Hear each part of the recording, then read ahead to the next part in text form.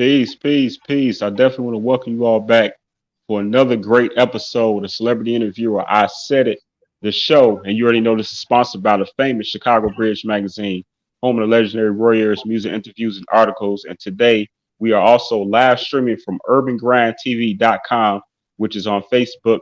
That's their Facebook page, so you can easily see this interview there as well. And always, visit the Chicago Bridge magazine.com to see replays of all of these interviews.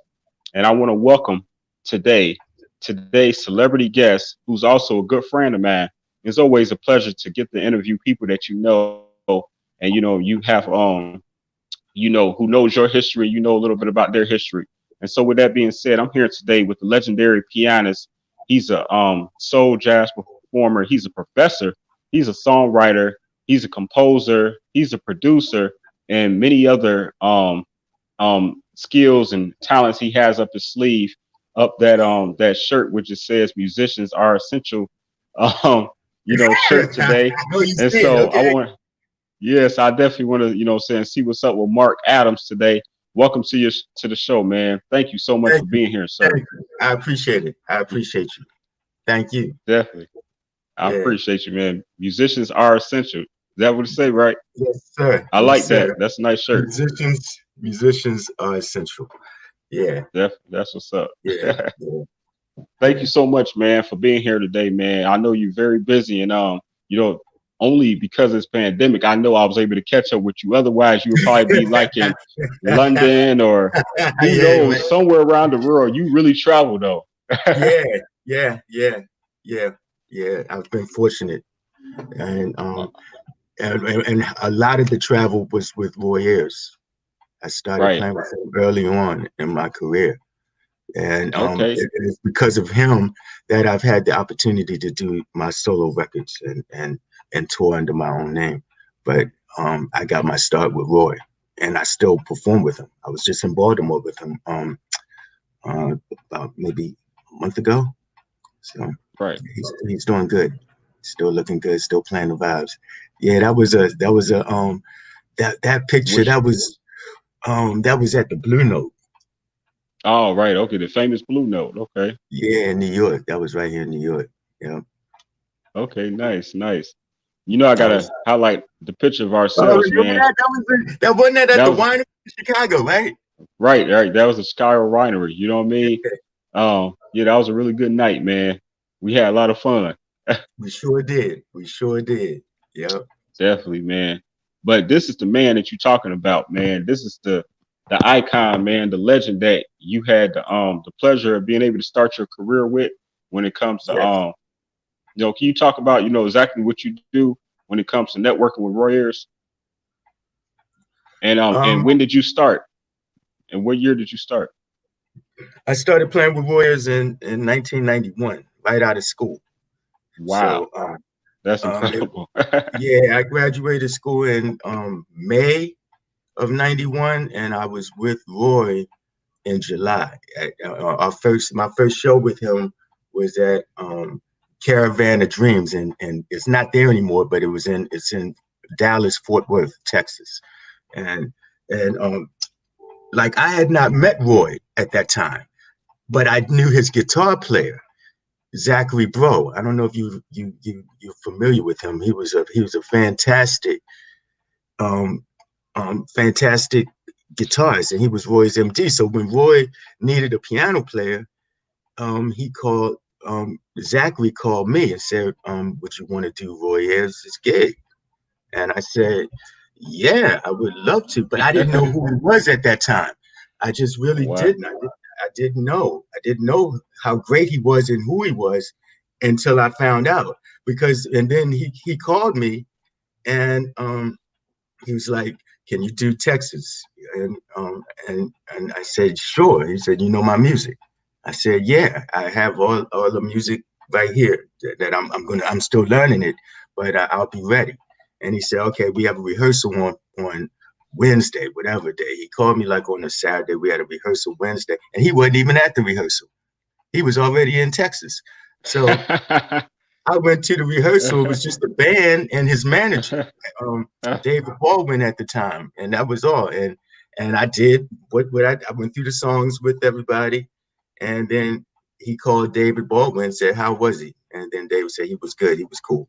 And then I went to Texas, and I played with Roy. That was my first show, and I never played in such a big jazz place. It was the first time playing in such a in that kind of place. It was such a big club, and then and the stage was so big, and I'm sitting there in awe, watching Roy warm up on the vibes, and he was incredible. I was getting more and more nervous, and then we had to play. We had to do sound check and start rehearsing some of his songs, and that's when I got a true taste of his greatness, because we're playing, and he stops and comes over to me and says, "Stop playing like you scared of the fucking keyboard. Play." And nobody ever talked to me like that. So I was like, oh man, who is this guy? Who is he?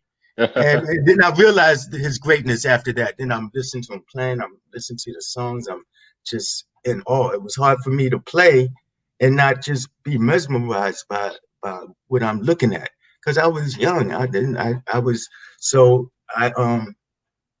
It was an honor. And the rest is history. Because he liked my playing. And he's been like a surrogate dad to me since. He's been through all my ups and downs. So I love that guy. Love him to death. Love him to life. That's love, man. That's an incredible story, and congratulations to you, man, and salute to you for taking advantage and not choking in the moment. You know what I mean? Because that's really what I had to stand up. I had to stand up because I could have folded. He's this close to me, yelling at me, saying, "Stop playing like you're scared of the keyboard. Stop playing like you're scared." And I was like, got it. Because either I'm going to go home tonight or I'm going to hit this gig and play and step up and be who I'm supposed to be and who he expects me to be. So that's right. It was a growing moment and a learning moment all at the same time. And I just grew and grew every year. Got better, kept working. Even to this day, I'm constantly trying to improve. Absolutely, man. And I think that's what let me tell it. But I think that's what, was part of the formula in the beginning of who is going to be considered one of the greats or icons or, true legends at the end of the day is when you had that big opportunity and, is on the big stage, like you say, you right here with the legendary icon of Roy Ayers and you seize the moment. You know what I mean? And then after that, everything becomes a lot easier. Then it's more of a transition, smooth, because you've been here, that you've done this before, so you're a little bit more comfortable, right? Yeah, that's how it works. That's exactly how it works. And then you're in it, and you have his blessing, and he makes you grow. He makes you get better. You have to rise to his greatness, to play with him, to just be on the same stage with him. He's amazing. And if you're not there, he's going to push you to get there. But if you still don't get there, then you're not going to play with him very long, because he's not gonna put up with it. I heard that. And actually, I want to take a moment and say thank you to everyone that's tuned in right now, live with us. You know what I mean? I know it's super early. Shoot, it was early myself. You know what I mean? If this wasn't my friend Mark, I might have had to try to reschedule. Man, it's early, man. The thing is, I said it is that I'm better in the morning than in the evening. Like I just did last Friday. I did an interview, and it didn't start until 11:30. It was out west, and I had to call in, and then like before that, I had another one that started at like 12 midnight or 11:30 at night, and I fell asleep. I missed it, and they had to reschedule. I felt terrible because at night I wind down, and I sometimes go to bed early, and that's what happens. So I'm definitely a lot better in the morning. Okay, well, we want you at your best. I'm cool in the morning. I'm always in a morning person.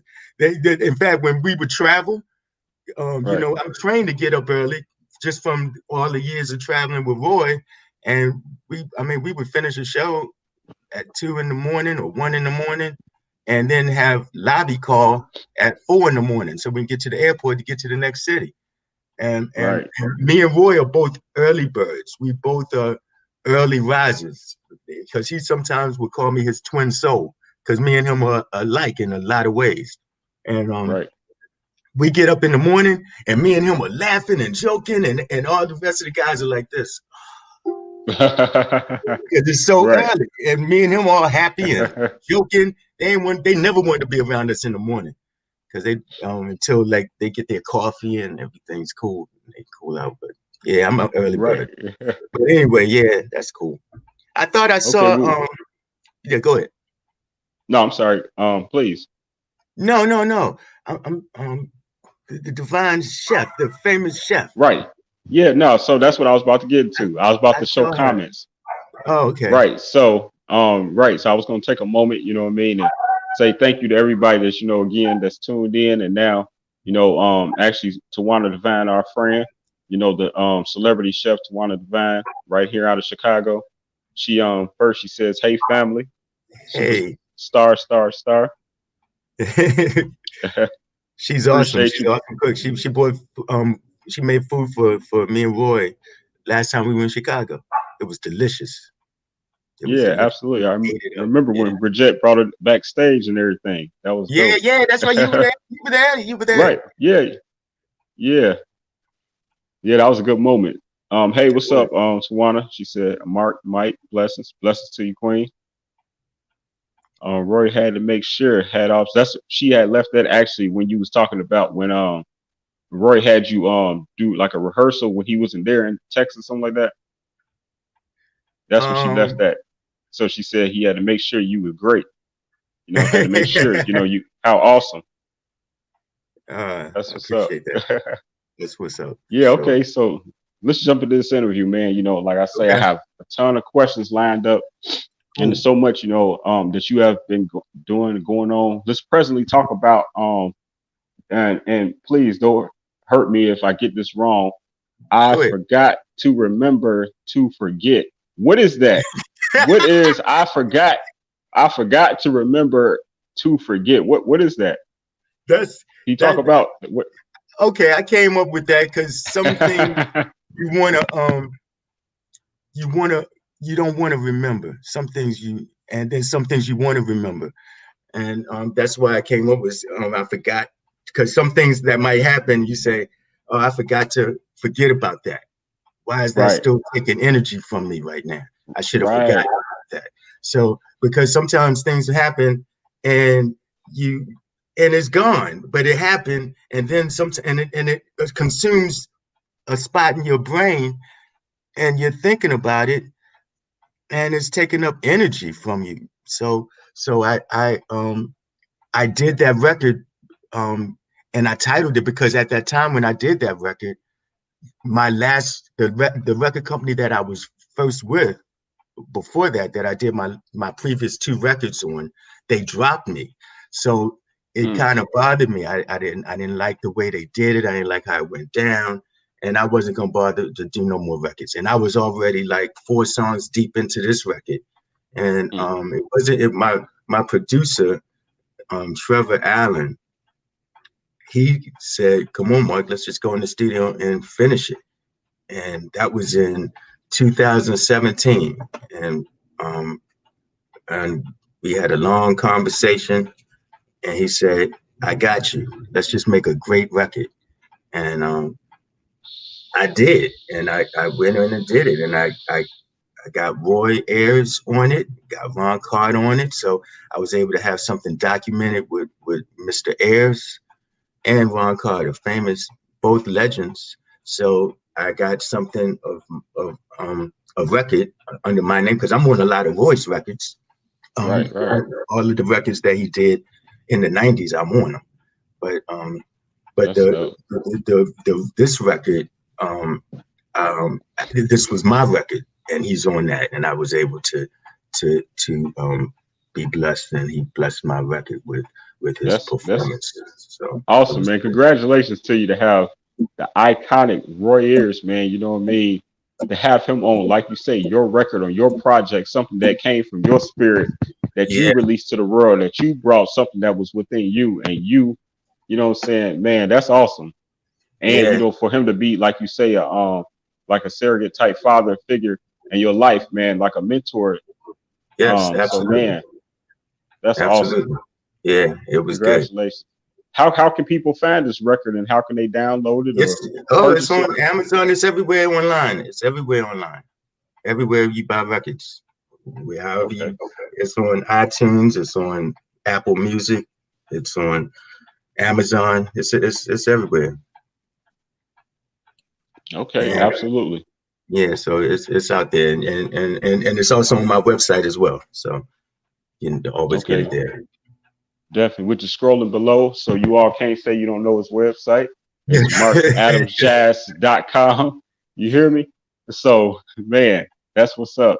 So, when it starts with family, before you even got the opportunity to meet Roy Ayers, before you went and graduated from college, way before all of that, I want to take you way back to when you were young, Mark. You know what I'm saying? The little Yeah. boy, you know what I mean, who was still dreaming of who he was going to become. At what point did you decide that, you know what I mean, you wanted music is your path, or you knew or had some type of idea that this was perhaps for you? Um. Well, my mom was a piano player and a music teacher, That's right. and That's right. and my dad was a Was a Broadway musician.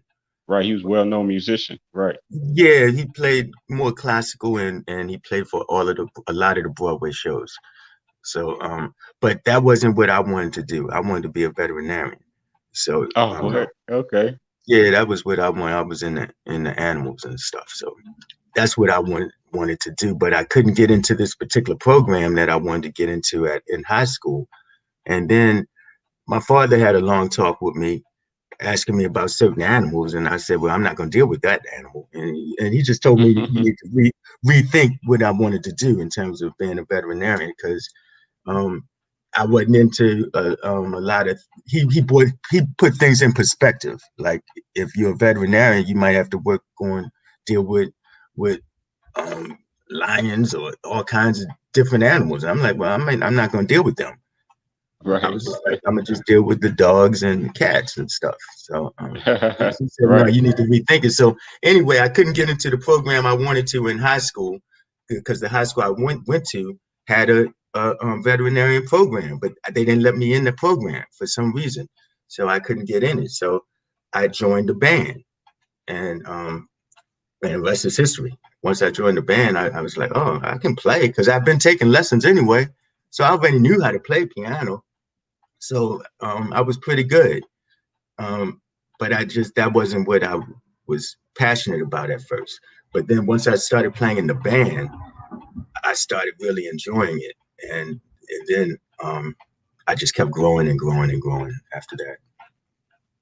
Wow, you have a very, I swear that's a very rare story. Like usually people that become great musicians, that's like kind of like, you know, they groom themselves as a young man. Not to say that you're not groomed, obviously, because I know that you've been playing since 5 years old. You know what I mean? Thanks to your parents being the musicians that they were, and like you say, your mom being a music teacher. But even still, like you saying you weren't like connected to the music like that as a passion until you became, you know, saying joined the band. And that Yeah, was what high school you talking about? that was in high school. That was like, and it wasn't right away in high school. It was in 10th grade. Wow. And I've Okay. been playing piano since throughout all of that. It's just playing music was just something I didn't want to do. But then um, I'd gotten pretty good, and I just when couldn't get into that program to be a veterinarian, I said I like playing in the band. I think I want to just keep doing that. So I kept doing it, and the rest is history. Started playing with. By the time I graduated high school, I was playing with different jazz musicians at all the local spots around New York, and I put my own band together and just playing around New York, up in Harlem, Brooklyn, all over, anywhere that would Well, have me. And I okay, what was just the name? I'm sorry, excuse me, sir. What was the name of that band? The first band that you put together? the first band I put together was called Contemporary Causes. Temporary Causes. Okay, I like Contemporary that. Causes. Yeah, yeah, that was my first band that I put together, and we played a lot of original music, and we played a lot of jazz. So that was where I was into, and then I was playing with Eddie Henderson locally, and it's got Bill Kennedy, different jazz musicians around New York. I played with them, and then I had my own band, and I played because see Okay. the funny thing is, at that time, Roy pulls up in a limousine at the club I was playing at, and he comes in Uh, and he's standing there, and that was the first time, and he was laughing. He was like, "Yeah, yeah." It was funny, but I didn't know him at that. I didn't know who he was, and and he didn't know me, and it's just so ironic that what um, I was I was like in my first year of college at that time. Who would have thought that 4 years later I would be playing with him? And we and I remember seeing him then, but he didn't remember me from right. coming to the club. He didn't remember seeing me with my band because Mm. he was only in there for what, maybe 30 minutes. He watched a couple of songs, had a drink with some friends, and he left. Got back Yeah, in his limousine, and and Roy and has a signature look too. He has a yeah, he had the particular hat. look He that had the he's hat. right. He was just so cool. He was so cool, but I didn't know Right. who he was at the time. I didn't know who he was. That's I right. He's just very recognizable once you know who he is. yes, yes, yes, yes, absolutely. Yeah, that's right. That's awesome, man. You know what I mean? So, um, was it a question of which college you wanted to go to, which was best for your music career? Yeah, that's why I stayed in New York. I went to City Okay. College up in Harlem because Okay. I wanted to be able to stay here, network here, get to know all the other musicians because my father always taught me to be around the people who are doing what you want to do. So that's what I did. Okay. Okay. That's what's up, man. You know what I mean? And congratulations to you to sticking to the path. And you know what I mean? Once you notice that you have a special gift, you know what I mean? You didn't stray away from it. You know what I'm saying? You just went on and, put your head down and like they say, don't bring your head up above water until you there. Until Yeah, you reach your yeah, destination. And it seems like that's what you've done, you know what I mean, in your career. You've done so much, even in 2010, I want to fast forward a little bit to where you published and invented your first was a music book called Basics. oh, Can you speak yeah. about that?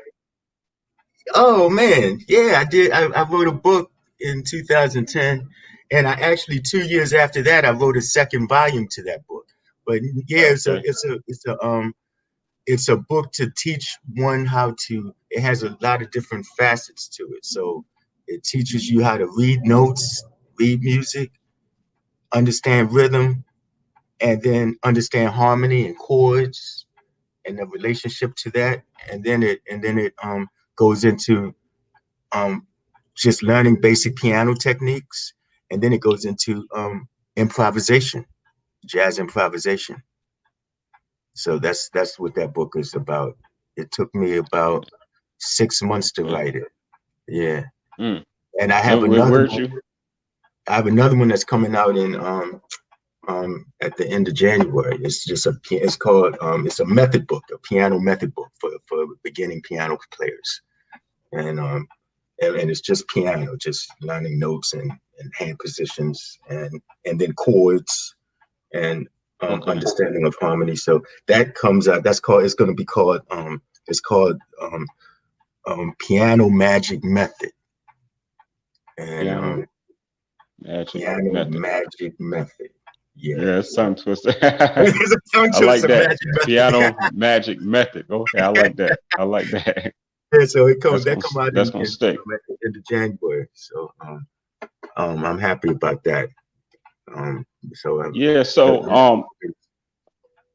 I'm sorry, congratulations. You know what I'm saying? That's great. You know what I mean? Like you say, you have now, this is going to be the third edition of the book, right? no, this Or is is this a whole a so different book, separate? This is whole something separate. whole separate Okay. book. Now, Yeah. what you referring to with the basics? Now, is this when you, and it's called basics, you know what I mean? I don't want to sound too ignorant when it comes to music and things of that nature, but by saying basics, does that mean I can go and pick up the book, a person that Yes, don't know anything about music, this is or it. This is okay, it. that's the original. Okay, hold on. This Nice, is it. nice. This is the second So is edition. that for, so this is for someone who already has touched the piano, right? No, it's for somebody. That's why it's called basics. So even if you have Okay, never yeah. played, you can get the Okay, book yeah, that's, and get start learning how to play. Start learning your oh notes wow. and everything. Yeah. Oh, that's really The, nice. You know what I mean? yeah, and Is it it has a lot typical? of different. It has a lot of different things in it because it has a lot of complex harmony. So if you already can play, then you just skip to that part of the book and go into the jazz part of it and the improvisation part of it because it comes with a play along. That book does the basics. It comes with a play along CD, so that if Mm, you play saxophone, then right. you can put the CD onto that song and hear the band playing behind you, and you just work on your stuff. So, or if you play piano, um, I have for every song, I have the band playing with me playing piano as background for another instrument. But if you're a piano player, each song has just bass and drums with no piano, and the piano, and then whoever the piano player is can practice um, their songs against and learn some of the techniques that's in the book, how to play and go about it. So yeah. That's really nice. That's really nice. Is are you you know, again, I don't know as much as, you know, obviously yourself, you know what I mean? You are a professor. With that being said, man, um, so with this book, man, you know, is this a typical, you know, back in 2010 when you first published and invented this idea for this book, is that like a typical book that's in music already to where someone could just go and pick up a book and just learn how to play with this intricate as it is displayed in your book, or is this for something more new at the No, time? no, it's something that it's a building block because what I did was I really spell everything out in the book. So you cannot play piano at all, know nothing about music. And by the time you get into the book, you end up playing.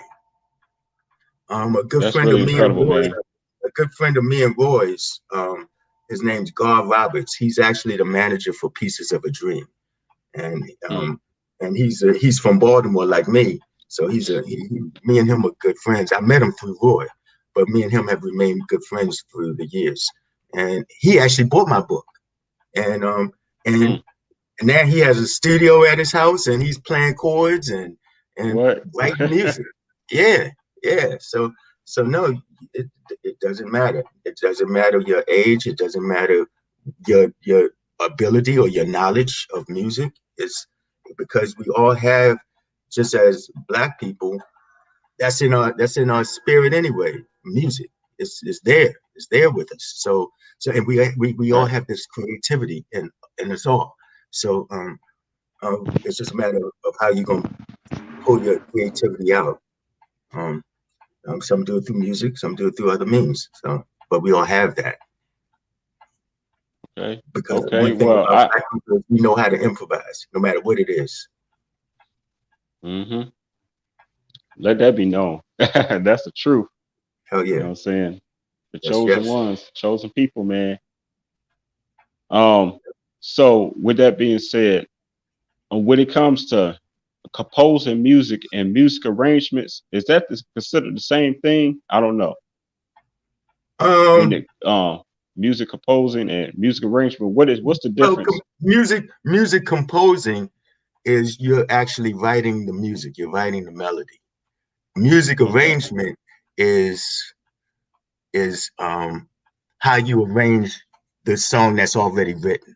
Like some of the songs that Roy has, the way we do it, it's not like the record. That's called an arrangement. Like when you see Roy live and you hear those Okay. songs live, it ain't like the record, but they're the same Right. songs. But the arrangement is a little bit different. That's what the arrange. That's what it meant is meant by arrangement. Like a perfect example on the record, um, Mystic Voyage would be like this.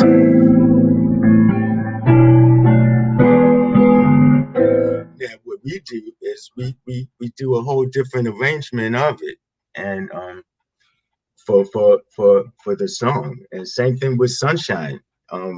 Sunshine, it starts.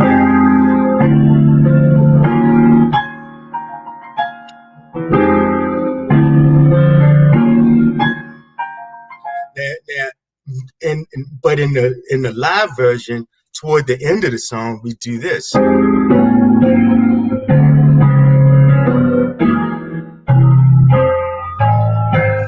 When he starts saying "feel what I feel, what I feel when I feel," when he starts that, we go Right. into that thing, and that ain't on the record. Okay. That's just the Mm. arrangement that we do, you know. So Oh, all of the okay, songs, okay. so all the songs are different, or the way we do it. Like we have all these stops and breaks and all of that stuff. That's not on the record, but it's just different, you know. Okay. Now I appreciate it for that was a good educational lesson for those who was a little confused and perplexed about the terminology when it comes to musical arrangement and composing like myself. Yeah, yeah. Hey, okay, so being a person from Baltimore, Maryland, and moving to New York at 12 years old, do you consider the New York music culture when it comes to jazz? And going back to the reason why, like you said, you decided to stay and go to college there, opposed to going somewhere else outside the city. You know, um, I've been all over the place with Roy. I've been all over the world with Roy, to be honest, and and I've traveled a lot. So I see great musicians everywhere. So it's not necessarily a regional thing anymore. Um, it's just I chose because at the time when I first started, before I was playing with Roy, I was playing with a lot of the R&B groups. Like I played with Mary J. Blige's 411 tour. I was one of like four different keyboard players, and Wow. I played with Belle Biv DeVoe, played with the Black Flames, and um, Jodeci. I used to play the R&B circuit. It just I was a jazz guy, so I didn't like doing that. I didn't like it, and I played with High Five and did the Budweiser Superfest, and then the CNC Music Factory. I was doing that when I was in my early years of college, but no real tours because the Budweiser Superfest, when I did that tour, those tours, it was always summertime, so I was out of school because my father wouldn't let me go on no tours. He wouldn't let me miss school. He made me make sure I finished. He said the road will always be there. He was 100% right because Mm. right after I graduated, that's when I started playing with Roy, and because I wanted to play with a jazz person.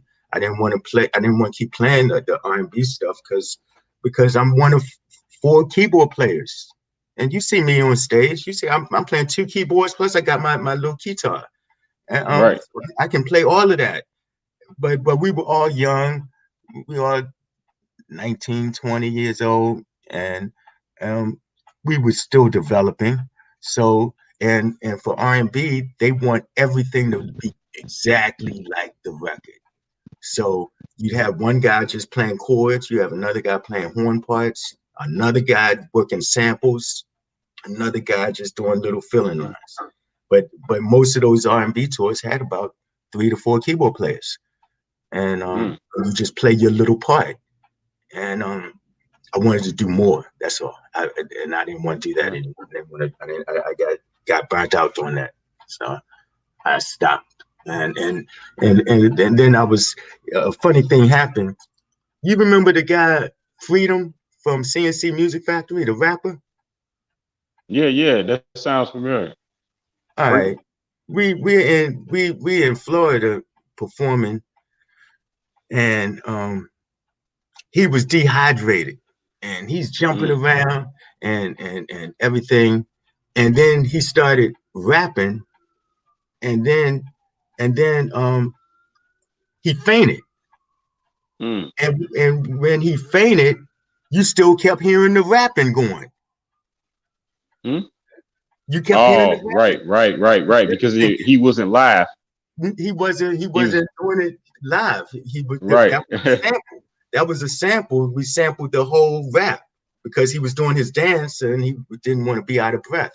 So Mm, he comes and starts pretending he's rapping, but he wasn't. But then he fainted. So then now the cover's blown because then you kept hearing the rap exactly. going on, and he laying on the floor. So people started Yeah, booing. man. It's crazy. I was like, oh, I don't want to do this shit no more. So, Yeah, I told one of my little friends back in the day, you know what I'm saying, he was performing and he felt like he had the best performance ever, you know what I mean? I wanted to bring him back down to earth because I want to remind him how, it's really done, like, you know what I mean? With that being said, respectively, I know a lot of people obviously they perform with their music to where they just lip sync, and that's cool. But you know what I mean? The audience would truly appreciate you when you go that extra mile, extra effort, and just go ahead and just walk it out. You know what I'm saying? Just go ahead and do what you do, you know what I'm saying, live, give that to the audience, you know what I'm saying? That's what the audience will appreciate, you know what I mean? And just go ahead, even if you make a mistake, you know what I mean, they'll appreciate that more opposed to, like you say, dude blowing his cover and fainting on stage and then now everybody knows that, he's not live. exactly. That's why I love Erica Badu. Um, Oh, I I love Erica had an Badu. opportunity to play with her twice, and Mm.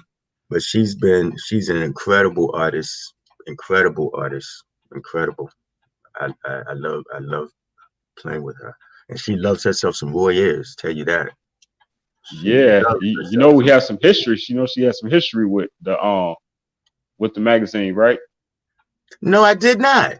Yeah, Erica Badu was actually on the front cover of the famous Chicago Bridge magazine in the year 2000, and Roy went down to New Orleans and did a special exclusive interview with just Erica, and it's all published and printed inside of Erica Badu's issue back in 2000.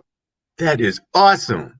But Never knew that. unfortunately, we don't have any copies of this, and Brigette's still trying to you know what I mean, um she's trying to find, the material and the file and things of that nature, Yeah, so we can bring it back and try to re-release that because yeah, we have the cover, but we don't have the actual inside anymore or the something like that. inside. Yeah. It's documented somewhere. You'll find Right. it. You'll find it. Yeah, but Yeah. it's definitely documented. It happened though. We have pictures. Yeah, exactly. That's awesome. That's awesome. That's awesome. Yeah. Word. Yeah. Erica Badu's awesome. Hey, so I want to ask you as well about York College and your history at York College. How long have you been there, and how long have you been a professor with the Mark Adams Jazz Workshop? When did you start that? Well, I started the jazz workshop um maybe about 4 years ago, but I've Okay. been at your college since 2002. I, my whole time touring with Roy Ayers, I've been also teaching, and because that's like a balance for me. So Mm, I enjoy teaching. I enjoy teaching our students and enlightening them because I teach. I don't just teach piano and jazz classes. I teach African American music, which is a history class that goes from Congo Square, from the beginning of this music all the way to now, and it goes through the history of the music to this. And not only do you can't teach the music without dealing with, you can't teach the musical eras without dealing with the social situations of those times. So of course you have to talk right. about slavery because that's where it started, doing the slave Right. trade, Congo Square, and go through it. Mm-hmm. Jim Crow laws, and when you start dealing with the history, and you start realizing how we we kind of got left behind, and why that why? But we were the ones. People love our music. They love black music. They love black culture. But then at the end of the day, when you off the stage, they don't want to sit next to you. They don't want to deal with you. I mean, if you as an entertainer, it's different. But as a regular person, sometimes you can see it. You can see it. And we started late. It's like we're in a race, but some people start halfway halfway to the finish line, and we back here because we went from slavery and then lived through Jim Crow laws from 1898 to 1965. So that's a long time. And Yeah, it then is. start building. Then we started our movement. But look how far behind we started from. So yes, when you say Black Lives Matter, yes, they do. So it's very important, and it's understanding the history. Then you understand why, and why that these kind of things that's happening now, that happened to George Floyd, that's happened to Breonna Taylor and all these other folks.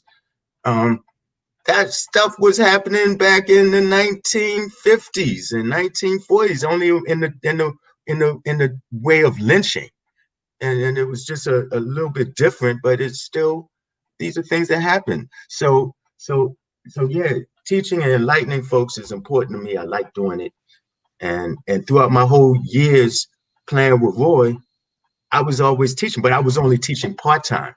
I only would teach like a couple of classes, but I enjoyed it. It was also extra income for me. So and Roy always appreciated that, and he never bothered me about it. Like if he wanted to do a show, and I said I can't miss my class, and he said, well, you can fly later. And sometimes he Mm, has to do a sub for me to fill in, because I wasn't, wow. I wouldn't want to miss um my class. So That's big. That's a lot of respect. so we Like, he was cool with that, and mm, I've been teaching just about my whole time. I mean, it was only in the 90s where I wasn't teaching. I didn't start really teaching until early 2000, 2002. That's when I started teaching at York College, and I've mm, been there. I've been there since, and I'm full time there, and I run the program. So I run the music program there now. So it's a big deal okay. for me there, and it allows me to give these students, because it's a majority minority school. It's mostly it's more it's not 100, it's not like a HSBU what was it, historically black college. It's not like that where it's like Okay. 90% black, but it's at least about 70% black students there. And it's very diverse. The school is actually very diverse, but it's still more minority students, and they need to have more the students need to see people that look like them. I need to have That's black right. representation, because the faculty, even though it's a majority minority school, but the faculty is not minority. Faculty is like, I say, 70% white. So when I had the opportunity to be full time, I took it. And not just that, I'm raising my daughter, and she's a teenager now. She's 14, so I need to be close to home a little bit more. So, oh yes, yeah, man, Yeah, I like this. It's a beautiful picture of you and your daughter with the yeah, Black man, Panther, yeah, Black yeah. Panther shirts on, man. Oh man, yeah, she's 14, so I Mhm. needed to have um I couldn't be on the road um like that anymore. Um so I started I haven't been doing tours, like long tours, for before the pandemic though. Last year I did go to Europe with Boyd. We were out for like 2 weeks, and my daughter stayed with my mom, and it was cool. And plus she was in camp, so she didn't miss nothing. Okay, okay. Hey, man, that is awesome, man. Like I say, Roy has ultimate respect for you. Like anybody that's you know, first of all, no one's where he is, you know what I mean, when it comes to music, you know what I mean, let that be known. And it's still, Yeah, you know, rocking hard and, you know, still going, you know what I mean, as if, you know, he just started yesterday, you know what I mean? yeah, But to have ultimate respect for someone that's part of the band, you know, band members are, you know, with all due respect, considered, you know, replaceable. You know what I mean? It's that's letting you know that I don't want to lose you. You know what I'm saying? I want you know you to continue to rock with me, you know what I'm saying? I appreciate you, I love you, whatever like that.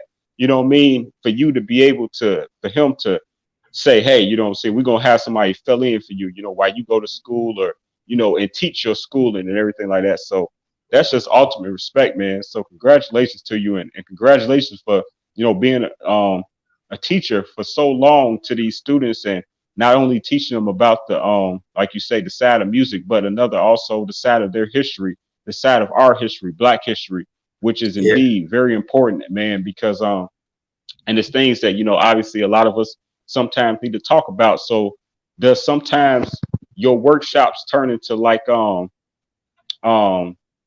you a psychiatrist? Yeah, because I did a jazz workshop, and these students, that jazz workshop is not necessarily a class. That's a voluntary thing because Oh, okay. I don't want you coming in there wasting my time, and because I'm going to still be hard on you. And that's the other good thing about me being in the classroom because I've done this. I'm doing what they want to do. I've been on the road. I've toured. I've put records out. They want to do that. They're trying to do it. I'm just telling them how to do it, and I'm showing them how to do it, and then I'm teaching them the mentality you have to be good.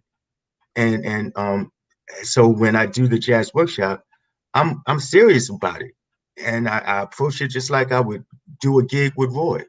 I'm gonna do my best, and I instill that, and they pick that up. So they come, they come. They don't have to come. It ain't a class. They're not getting no credit for it, no grade. They come, and I usually, before the pandemic, I used to do it every Tuesday night from like 6 to 10, 6 to 9, and we play and we learn and we practice and we grow, and these students enjoyed it. They didn't have to come. Some of these students would be in school all day long and would still stay longer just so they could be part of my jazz workshop because it was usually in the evening, so outside of most school hours. So for them to do that, they got to be serious about what they're doing about music. Have to be serious, and that's what I want. That's why I do it like that. I only want those who want to do it. So so that's why I never made that a class. That's just something because there is a jazz ensemble at the school. I don't teach it. So Okay. I just do the jazz workshop, which means I'm taking the very best of the students. That's what I'm doing. Now, in terms of just my piano players, I take them Okay. from whatever level they're at, and I grow them. Oh Okay, that's man, good business. Good. can, can you hold on for a second? I'm sorry. Yeah, yeah, no problem.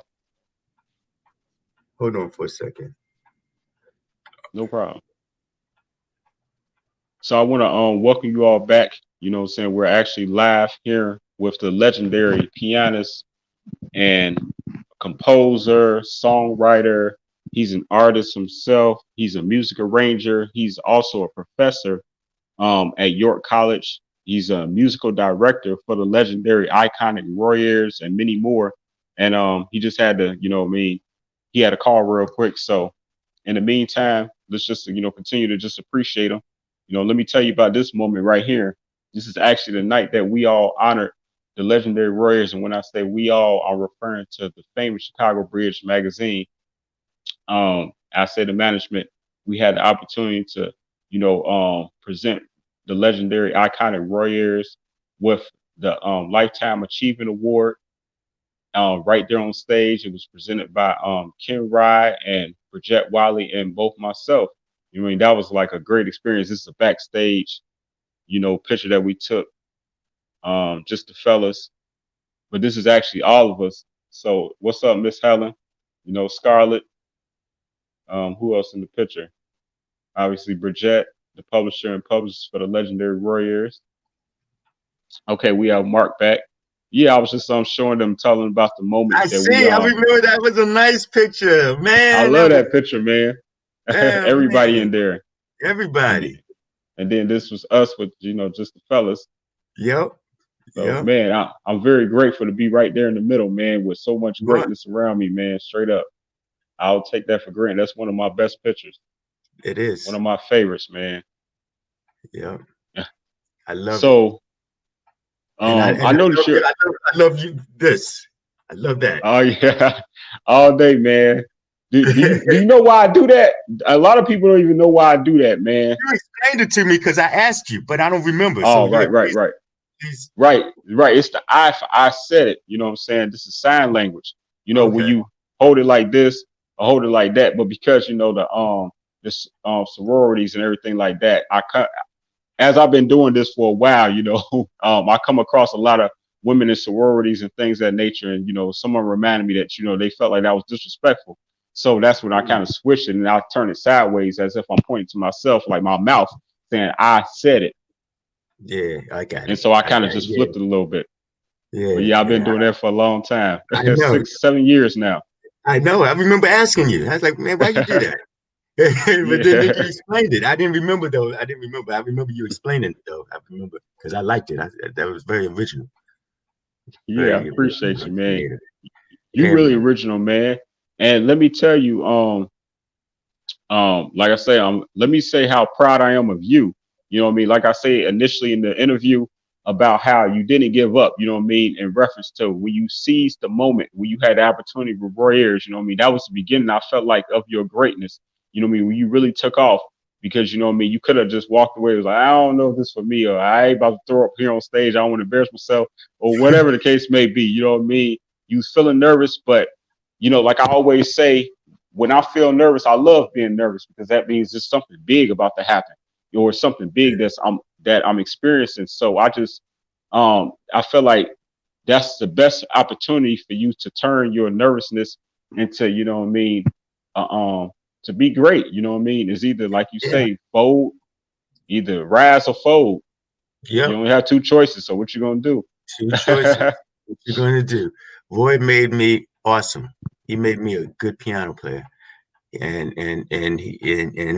he showed tough love all the time, tough love. But um, and I play, and he loved the fact that I play jazz. Roy is a jazz musician first, even though Right. all of his hit songs are like popular songs, Sunshine and Mystic Voyage and Running Away, Man, I um, love all them tracks. um, Sweet Talk, Poo Poo La La. He has all of Searching. these great Searching, of course. Um, Chicago. Chicago. He has 87 records Yeah, man. I tell people that and they don't believe it. They like, how somebody got 87 records? I'm like, because Roy Ayers.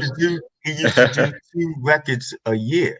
He would release Right. two records a year back in the day. So and he did them every year. And all of his records had a couple of hits on them, if not a lot of hits, because people love so much of his music. And it just amazes me to see. And I'm gonna play one of my favorites that this is one of my favorites from him. Okay, please. Tell me Yeah, if I you know bet. the name of it.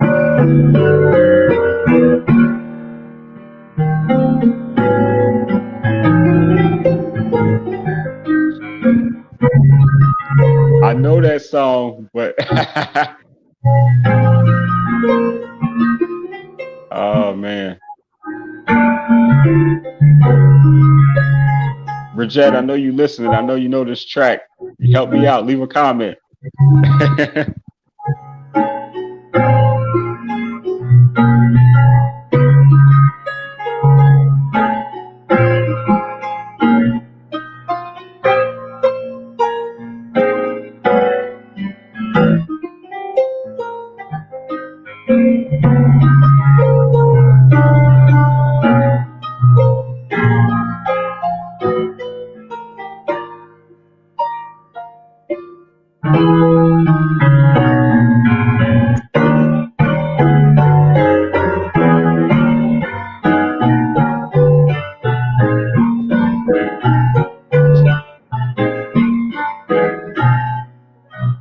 I Want You.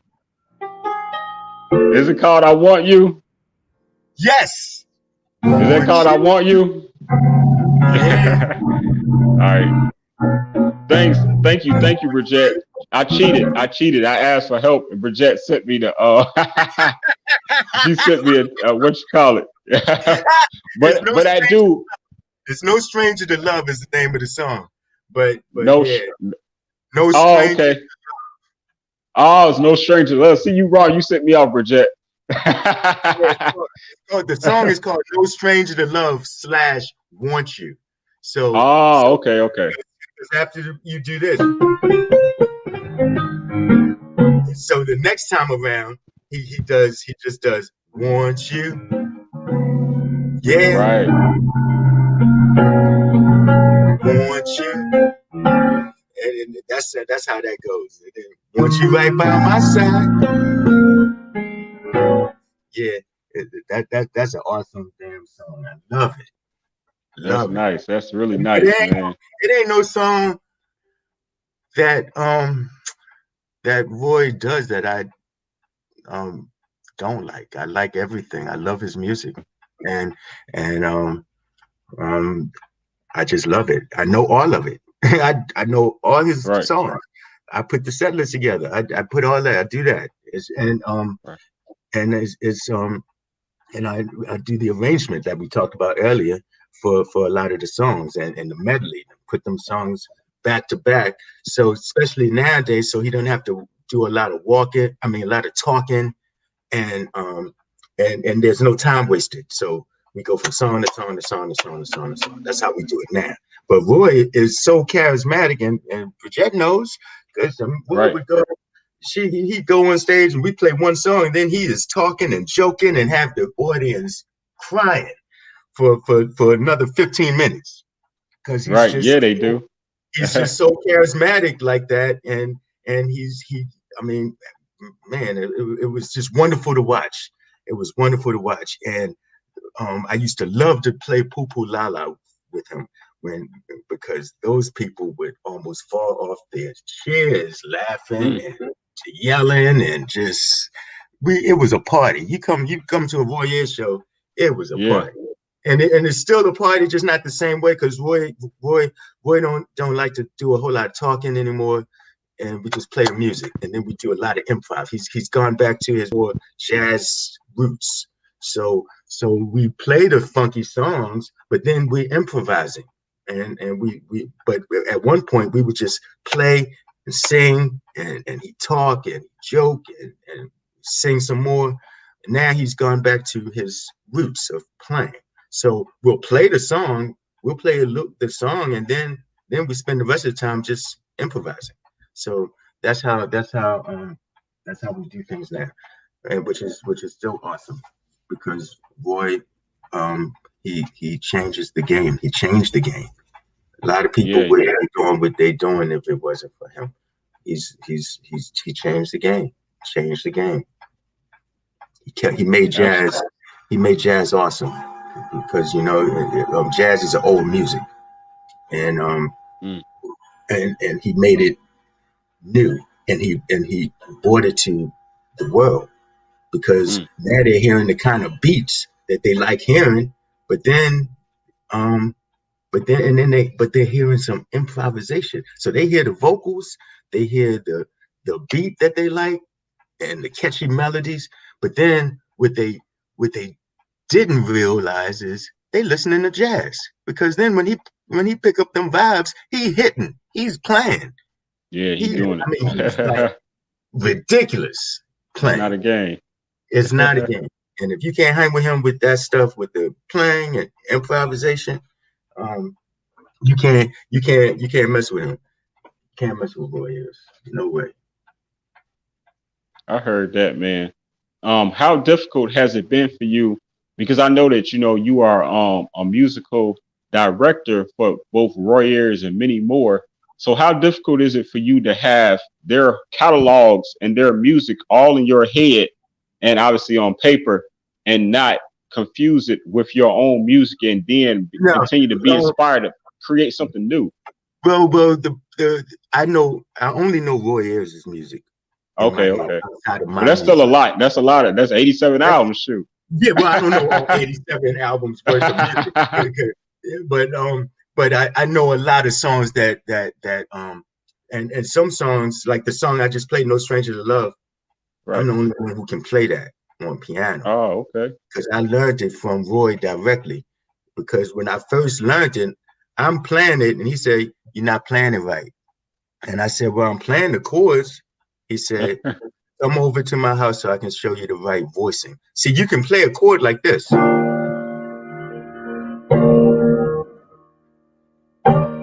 Man, that's all the same chord, but it ain't the Okay. same voicing. See, I could play this. This is a chord,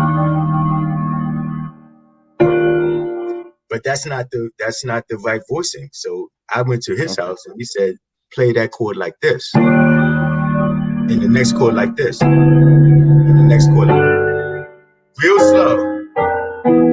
He took the Oh. time and showed me how to do it, and then I practiced it, and then I learned it, and and So um, and now I can play it. I love it. so what first let me say this. Bridget told me to tell you that she love you and you the best. First of all, I love you back. Tell us stop.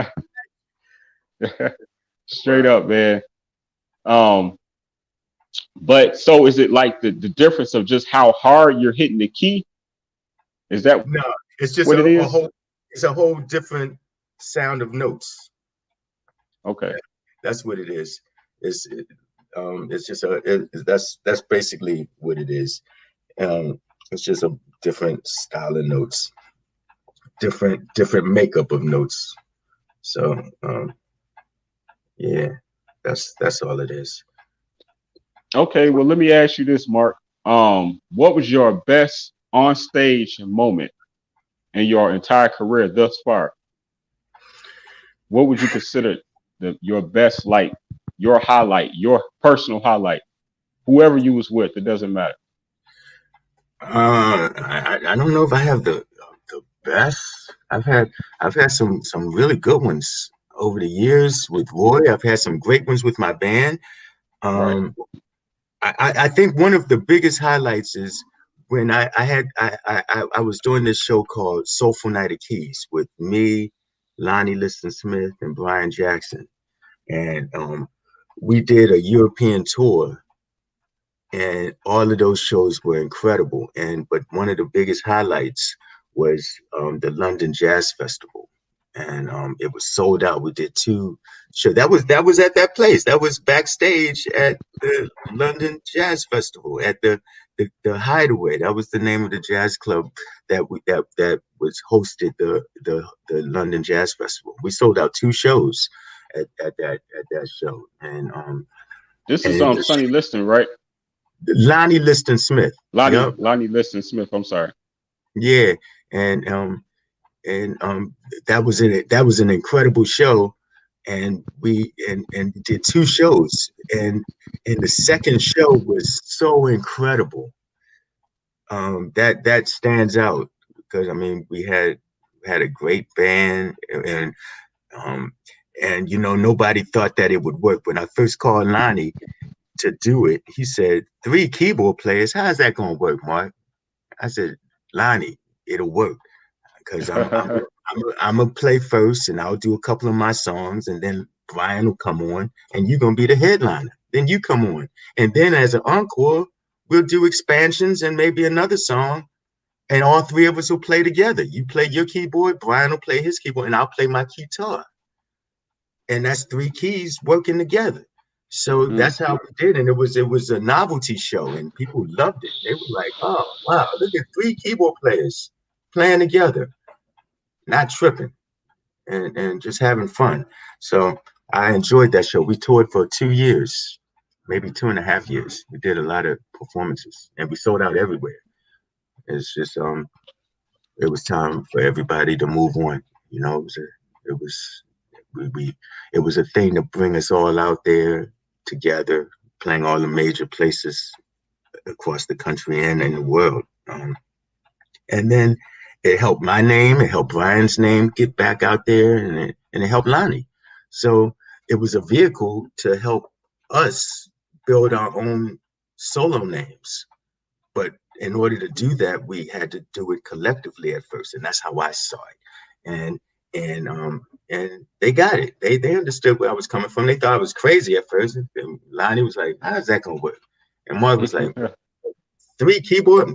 I don't see it. I don't see it." They didn't see my vision at first, but then they got it. Once we did it, once we did the first show was at the Variety Playhouse in Atlanta, and we sold it out. And that's when everybody understood. They said, "Got it." Brilliant idea. That's a brilliant idea. See, my manager thought I was crazy. He laughed his ass off when I said, "I'm gonna do this show. I'm gonna put this show together." And I did. And it was successful. And Roy knew about it because I shared that with him. I mean, I met Lonnie through Roy because Roy would do we did the what do you call it, the what is that thing called? He's a jazz explosion, and then it turned into Superstars of Jazz, and it was Lonnie Liston Smith, Roy Ayers, Gene Carn, John Lucien, Wayne Henderson, and Ronnie Laws, and then later Tom Brown and Mickey Howard joined. So it was like all these great icons, and I was MD for all of them because that's what Roy wanted me to do. He wanted me to run the band and play because it was one band and we had to play for all of them, and I had to work out the segues from song to song, from artist to artist. So that was a great show. But that's how I came up with the idea. It's just I just decided to do it with just all piano players, and I just only used three because we can't have more than three play at the same time, and then it get crazy. But three was perfect. Hey, that's really nice, man. That was a brilliant idea. Where do you get your motivation? Where does your motivation come from when it comes to day to day?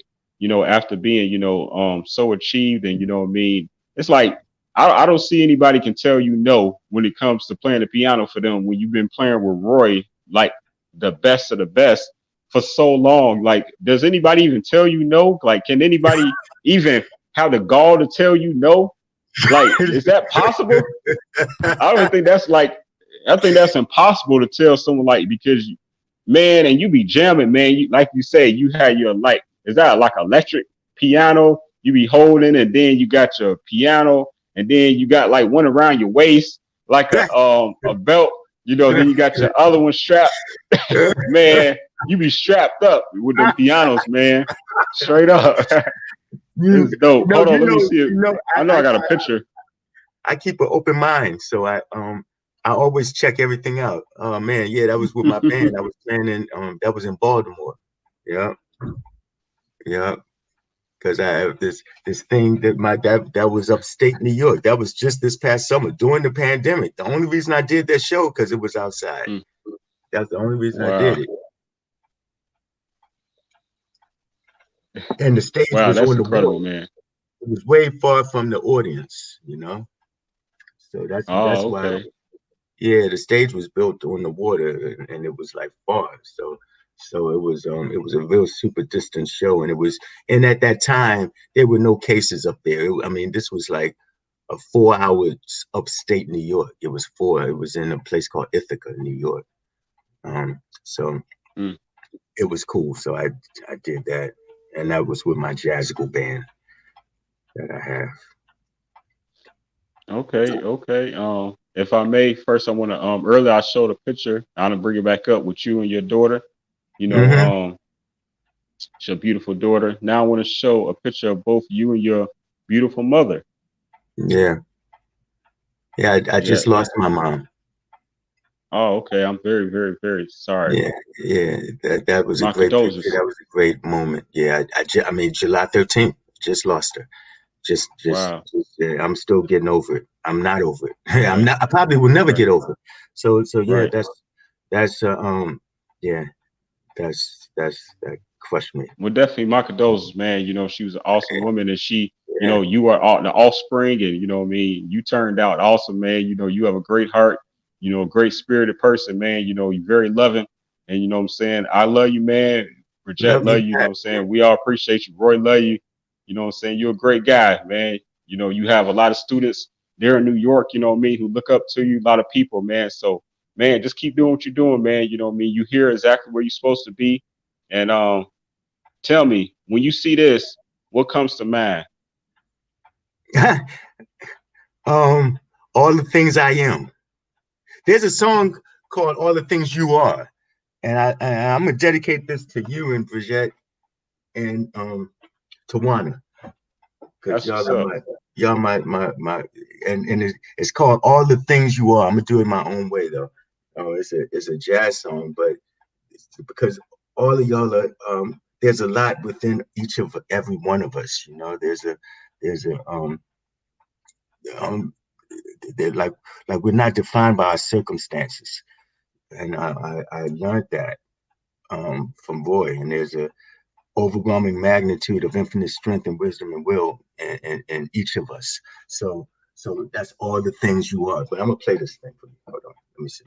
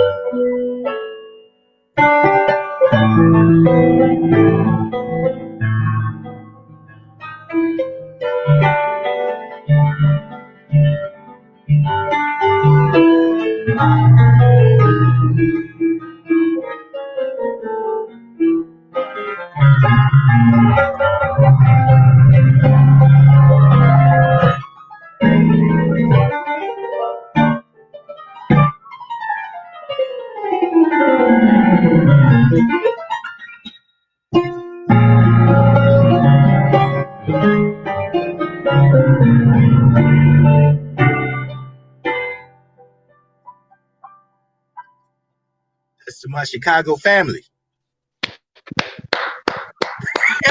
That was extraordinary, man. That was extraordinary. Thank you so much. And I say thank you on behalf of both, you know what I mean, myself, Bridget, and Divine Treats as well. You know, thank you so much, Yes, Mark. thank You know you. what I mean? We really appreciate you, man. That was beautiful. Appreciate you. Thank you. You are you are awesome, man. And I want to remind people to go to your website to find out everything about you, even more about your legacy, things that I've even missed. And you know, at markadamsjazz.com. So please visit his website. You can purchase his links to where you can receive his new music and download and you know hear and look at pictures of from the past and all types of stuff. You know what I mean? You have a very exciting website. I checked it out. Oh man, thank you. I like Appreciate it. it. I like it. It's very intricate too. Like you press this and it goes here. You press this, it goes here. Press this. Yeah, yeah, It's yeah, all yeah. over the place. I didn't do that. You know, Yeah, Dirk yeah. Innovative Solutions. They did that for me. They put it together. He does all the websites for a lot of the artists out here. So yeah, he Okay. did that. because it has a little store in there too. So that's where I sell a lot of my product there, like my records and books. But it's everywhere, you know. It's in all my records are available everywhere on Apple Music and Right. um, iTunes, Amazon. I mean, it's everywhere you buy music these days. That's where it's available. So, Okay, cool, yeah. cool. Well, I really appreciate your time this morning, man. You know what I mean? Let it be known. And I everyone that's appreciate still tuned in, please share this video. You know what I mean? If you haven't shared already, you have, share it again. Why not? You know what I mean? you. Because this is great content. This is real content. You know what I mean? And this is straight from the community. You know what I mean? This is a legend that you should know if you're already not familiar with Mr. Adams. So I'm just very grateful to have you on the show. And I actually forgot to show this picture because he's very famous too. And Mr. Philip Oh, Wu. Philip Wu. That was one of that. He was Yeah, on Misty Voyage, man. That was in Japan, man. Yeah, man. Philip Wu, badass yeah, piano man. player. He can play. Me and him are good friends. Yeah, he showed me some cool stuff too. Because I'm always open to learn. You know, you Right, never should be so above that you feel like you already you can't learn nothing else and you better than everybody. You know, I never have that. I always stay humble because I don't want to ever be humbled. So mm, that's why I always stay humble. Always willing to learn, always willing to take feedback from anyone, and I openly take it and I check it out because Roy Ayers always used to tell me check everything out, no matter what. Even if at the end of the day you don't agree with it or you choose to go another way, check it out. At least check it out.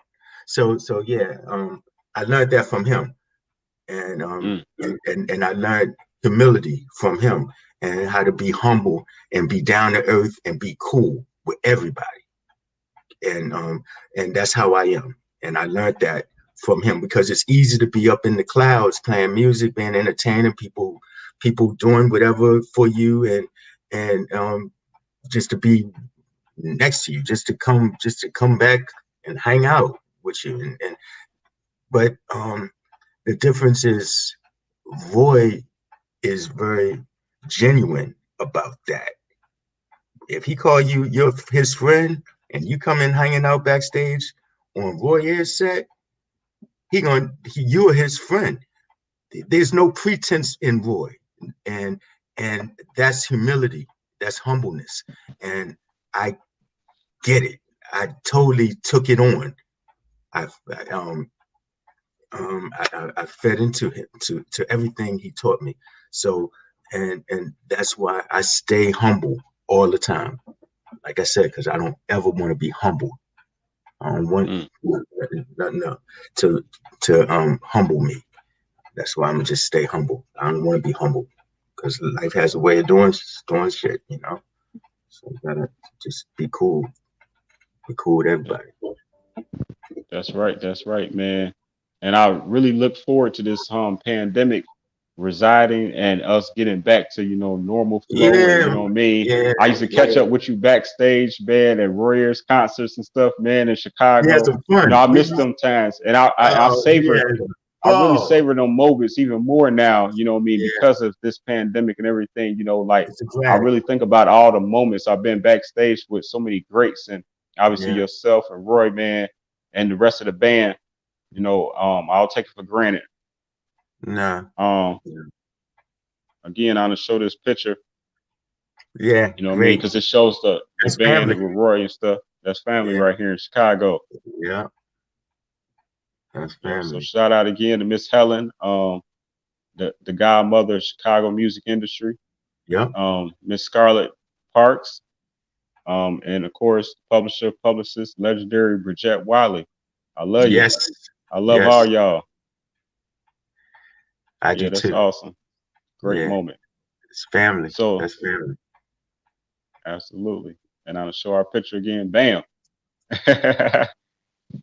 You know what I'm talking Yes. about? Man, but thank you again, Mark. Thank you. You know what I'm saying? It's been a pleasure, man, to get to know My you a lot pleasure. better. It was, you know what I'm saying, I took, great pleasure in looking you up and find out more things about you that I didn't know to be able to ask you about. You know what I mean? I didn't know that you was an author of a book, until last night. So man, that's awesome, man. Man, I appreciate it. I appreciate you just taking the time and finding me important enough to even interview. So I appreciate that. Oh yeah, you definitely was on the list. You know what I mean? Of people that I want to interview. You know what I mean? I come Yeah. across a I lot was of going. I was great. going to ask you. I told you when you asked me, I was going to ask you. It's so funny that when you contacted me, I was like, man, I was like maybe a few days or a week from calling you. Like, hey, man, I want to get on. Put me on. Yeah. So Man, I appreciate it. Yes, I'm sir. humble, Keep brother. doing. I'm Keep humble. doing what you're doing. Keep doing what you're doing. Yeah. Straight, straight up. Thank you so much, man, for all your support. You know what I mean? And if you need anything, you know what I mean. You already know I said in management, we got your back. You already know the famous Chicago Bridge magazine right above your Yes. head. It's got your Yes. back too. You know what I'm I saying? know. I know. So, I man, just let appreciate it. us know what you need. We got you, Mark. I appreciate that. And I don't I'm no shame of there's no shame in my game, and if I need help I'm going to ask and for whatever, whether I might need your help regarding management issues and maybe managing or booking or something. uh, um I will I have there would be no hesitation on my part asking. I mean, you asked Brigette. I asked her and Tawana, they had to help me cook carry chicken one day. And they would be on the phone back and forth. It was funny. It was fun. It was fun. I enjoyed it. No, y'all family. So we good all the time. Most definitely. And I know you've been playing a lot already. I know it's still early, but if I can be greedy a little bit, and can you just play one more little tune? But this is something from your new album. Can you play me something from your new album? Uh, Anything. okay, all right. Give us I'll a play some. sample and tell us what it I'll is play, too, please. it's called Check Your Soul. It's called Check your Check Your soul. Soul. Check Your I Soul. like that.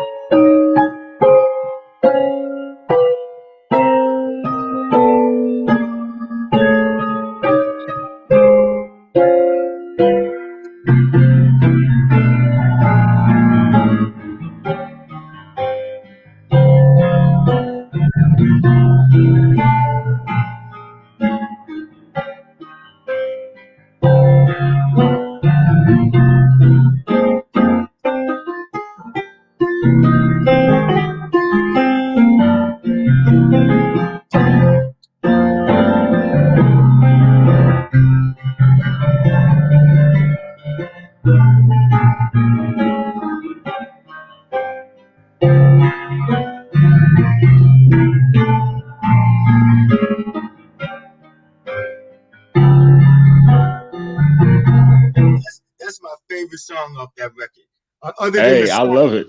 that Roy did. Um, this is the one Okay. that going.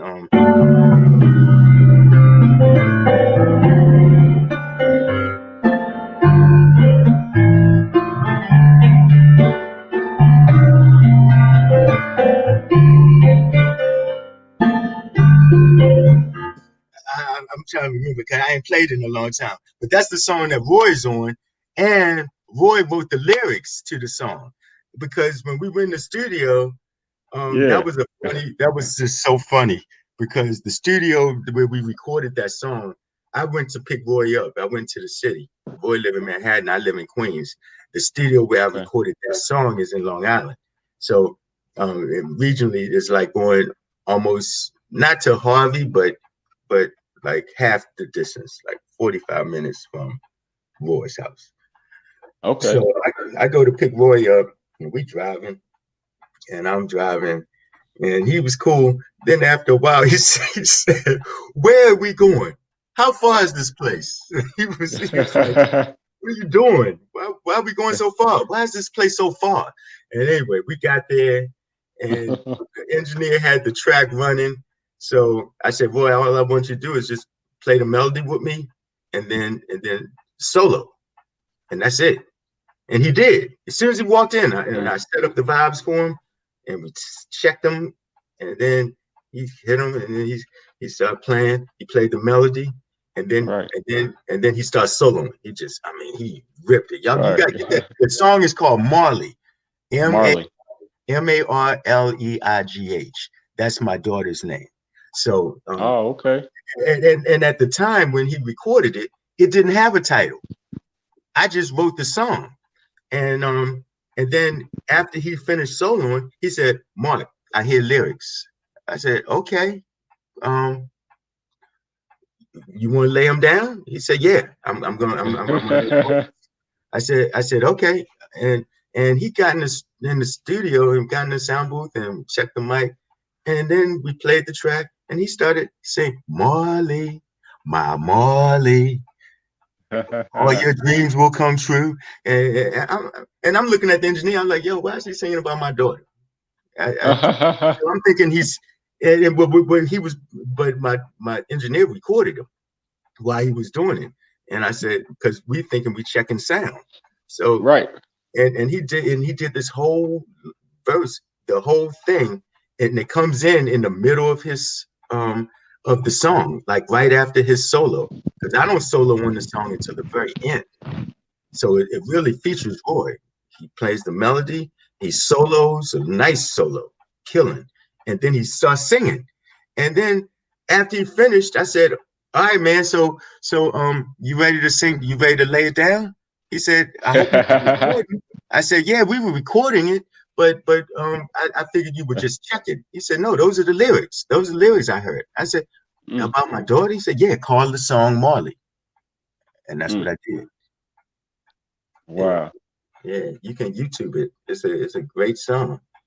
It's on Spotify. It's on all the platforms. It's on my latest record.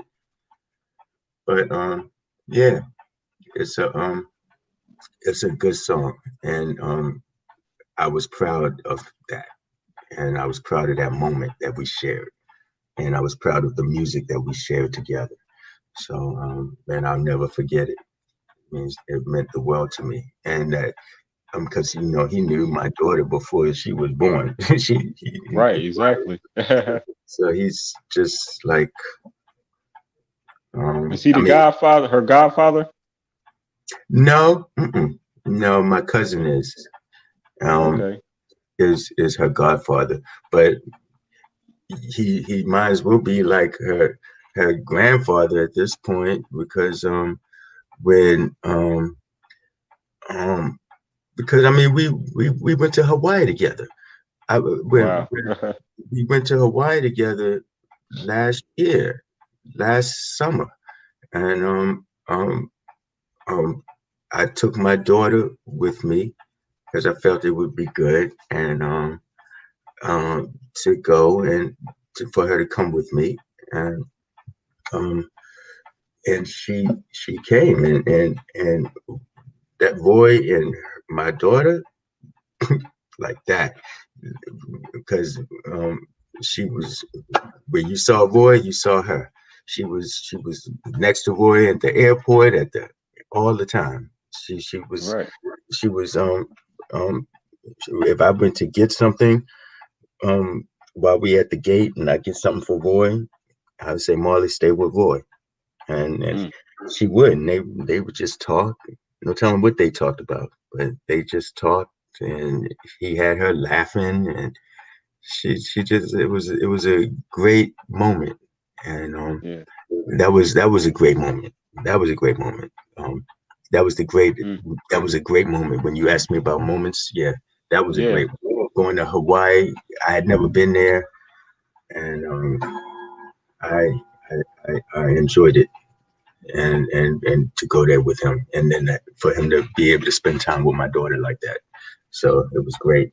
So all of that's connected to that song. Ain't that something? You're right. Yeah, man. That's a beautiful story, man. And it's beautiful how he cemented his relationship, you know what I mean, in hindsight with your daughter by with the song, by naming a song that's on your album, first time he's been on your album, and with your daughter name, like that's just like a whole spiritual thing. That's It was spiritual. crazy. It was crazy. I was like, oh man, That's all I can label that as, man. That's you ain't gonna special, say man. you ain't gonna say no to Roy. Roy say name the song Marley. I say okay. Right. Well, what am I gonna say? I say, okay, Right. Yeah, he the thank expert, right? you. Yeah, Yeah, love that. man. Man, I love this. I love this. Man, so I wanted to definitely end it like that, but then you keep saying something that it embarks something else for me to say something else. So in reference to moments, I know a special moment. When I asked you that question earlier, what was one of your best stage moments? I had wrote down something that you had said, which was one of the great moments in your life, which was when you were part of the musical Broadway production of Guys Named Mo. Oh yeah, Five Guys Named Mo. That was like that was like one of the first Broadway shows that I was hired to play in. Okay. Um, it was cool, it was cool. I'm not a Broadway musician because you got to play the same thing every day the same way. That's not my Oh, thing. okay. Yeah, that's playing music for a Broadway show. You got to play it the same way every day, and it can be taxing to your brain if you're a creative person. So um, Right. I did it. It paid well, and I enjoyed it. But after a while, I had to work in a sub, somebody to sub for me, and I did, so I can take off. And I ended up quitting because and when I quit, the show ended up closing a year later anyway, not even a year later. But I quit. I quit because Roy had like it had to have been about a 4-week tour in Europe and other places. And I wanted to go. I wanted to go with Roy. And Hmm. as it is, I had missed a bunch of shows with him because I was doing the show. But when he called me to do that tour, I said, man, yeah, I'm coming. So I asked them, the people at the show, can I take off? Can you let me? Because I'm going to go to Europe with Roy Ayers. And they said, well, if you go, you can't come back. You might as well just resign. And I said, well, let me call you tomorrow. And that was the people from the show. And then I called, I hung up from them. I called Roy. I said, Roy, is this tour really happening?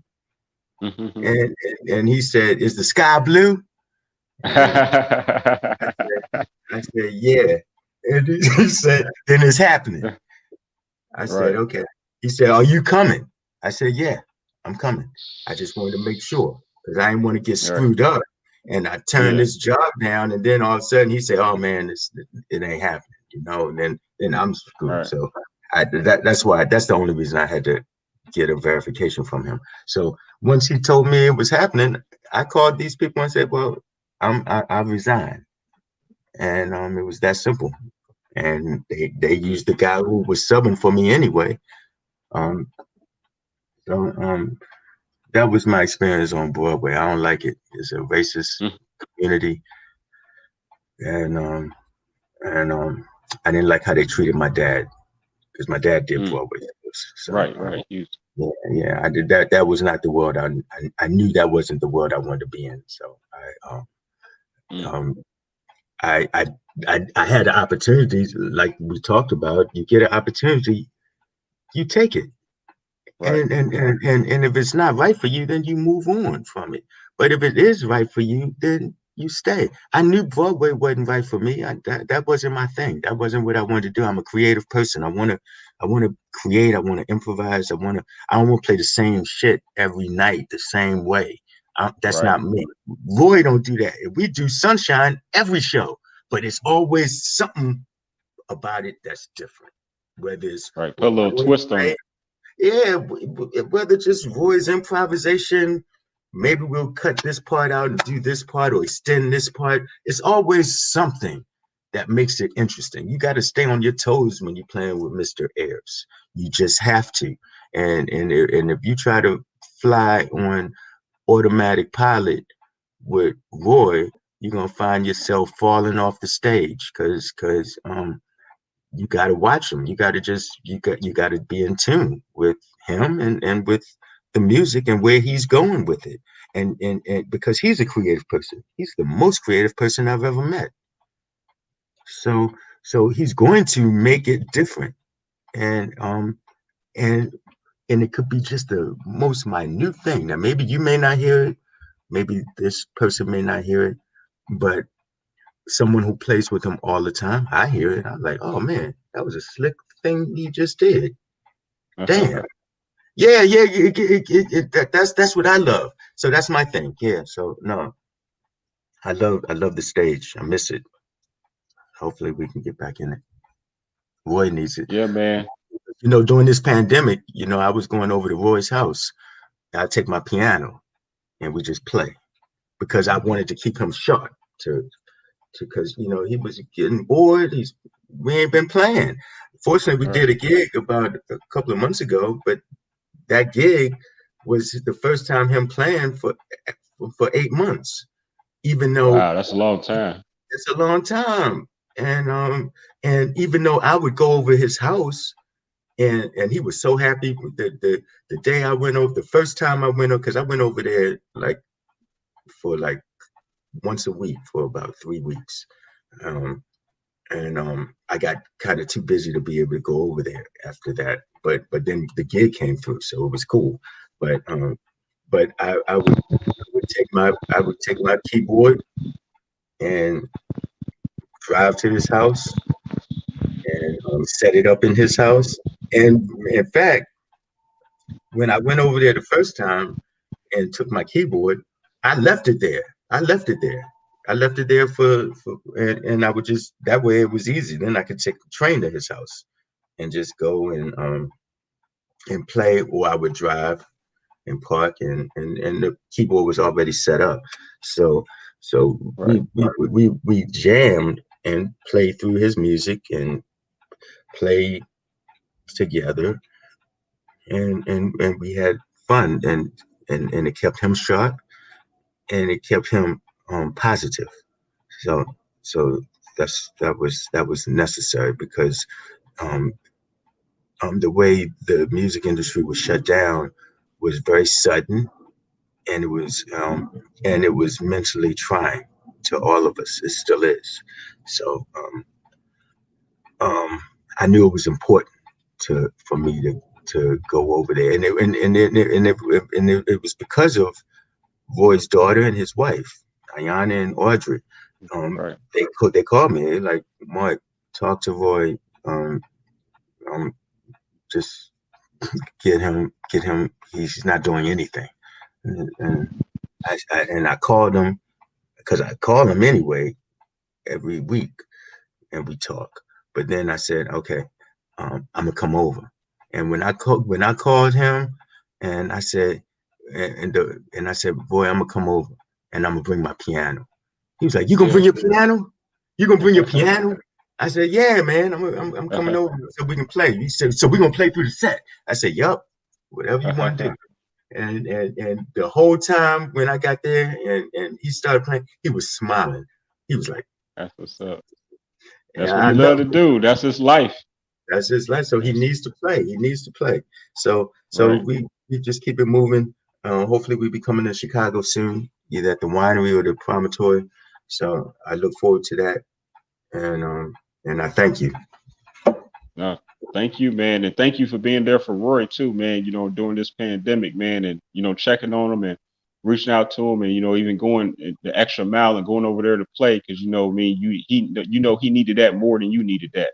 You know what I'm saying? So thank you for that, and thanks, for being here. For myself, the Chicago Bridge Magazine, and Tawana. You know what I'm saying? Divine Treats as well. We really all Yes, appreciate you, straight like I that. appreciate you. I appreciate you. And thank you. Thank you for keeping me in mind. Yeah, man. Much love to you, brother. And I all mean, we ask is that refer us to someone that you think would be good for this show to be interviewed as well. Send us one Brian of your Jackson. Brian Jackson. send them. Hook me up with Brian Jackson then, so I can highlight his He legacy as played with well. Gil Scott Heron for all that time. Oh, okay, okay. Gil Yeah, Scott that. Heron, right? Yeah. I know about Gil Scott Heron. That and Winter in America, all that. That's Brian Jackson and Gil Scott Heron. Yeah, Oh, okay, okay. I'm gonna yeah, learn yeah, something today. yeah, yeah, yeah. I will contact him, and I'm gonna send you his contact number, and hook it up. He Yeah, would be man. happy. Please, it'd be a pleasure, man. He would be You know, happy I to want do to highlight this, as many of the greats, while I'm still here and, on this earth, what I mean, I want to, what I mean, able to use my platform to highlight and honor other people, what I mean, who has helped set the path and, paved the way for, people like myself as an artist, what I mean, an it. entertainer, Yeah. and, now as a host as well. So thank you so much, brother. Thank you. Thank you. I appreciate you. I appreciate you. I Much really love. do. All right, And man. we have a last comment that just came in from our friend Sapphire Steamy, Queen of the Six. Okay. She's out there in Canada. You know what I mean? She Okay. just tuned in. So appreciate you. Thank you, Awesome. Queen. Love, and blessings. So thank you, Mark, man. Thank you for being here again. And like I said, you need anything, let us know. You know what I mean? I love to look forward to pushing your new music, you know what I mean, especially that track Marley, which named after your Yeah. daughter. Yeah. That's gonna be It's awesome. on the latest record. I forgot to remember to forget. Download it, man. Check it out. That's It's good. that's right, man. Y'all gotta go get that record. You already know why, because I said it. Y'all gotta support Mark Adams, man. Straight up. You know what I'm saying? This man's a legend. He been doing a lot of things. And man, he's a musical historian as well. So, and he's also out here teaching us about our black history, you know what I mean, as well. So big up to you. And I have to big up Miss Sharon Davis, Empress Eve, Sharon, a friend of ours. She was also on the front cover of Chicago Bridge magazine. And, she's out here and doing a lot of teaching, That's when awesome. it comes to black history. So that's very important, man. And thank you for doing that as well.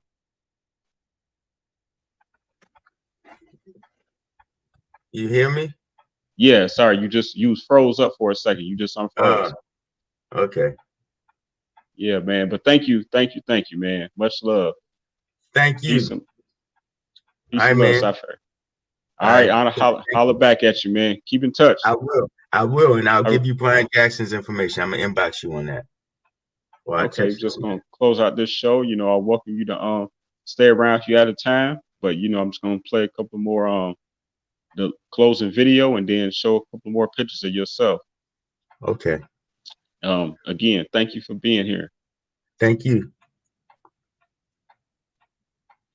That's right. We were here live with the celebrity guest, pianist, legendary songwriter, and soul jazz performer, Mr. Mark Adams. And now we're going to get into this outro video. Thank you so much, man.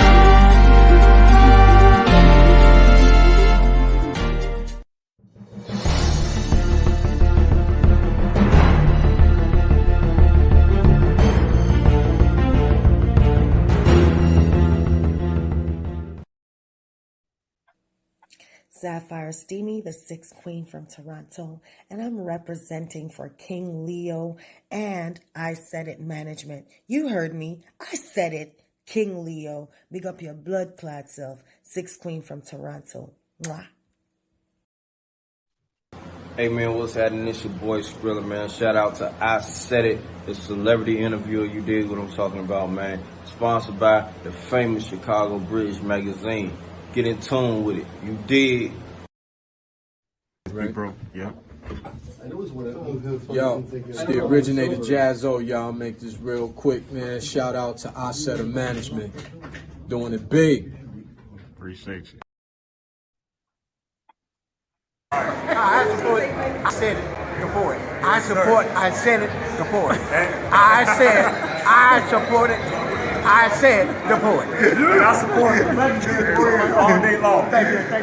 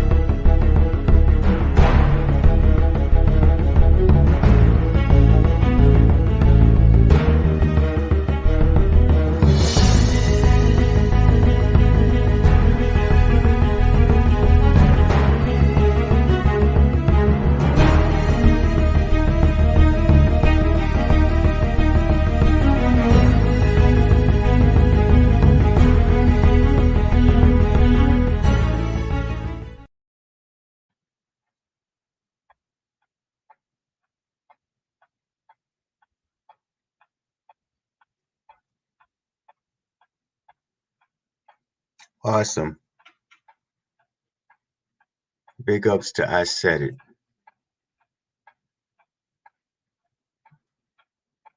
I Said It, the poet.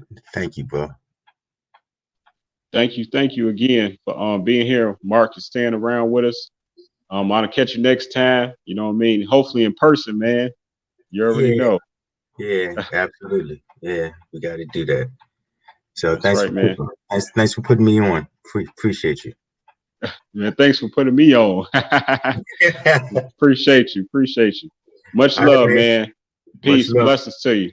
Same to you, blessings. Bro. All right, blessings. Thank you. Thank blessings. you, man. Peace. Later.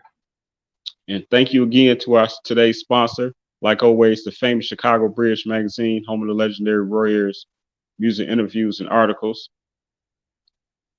And also, I want to shout out Urban Grind TV for streaming this live. So thank you very much to Urban Grind TV, helping the process, helping our mission, man. You know what I'm saying? So we can go further. You know what I mean? We have a lot of great guests, a lot of great interviews, and you know, we appreciate you. And this is both me and Brigette. You know what I'm saying? Again, she is the publisher and publisher for the famous, iconic Warriors. This is some solos of her right here. And you already know, just catch us next time. You know what I mean?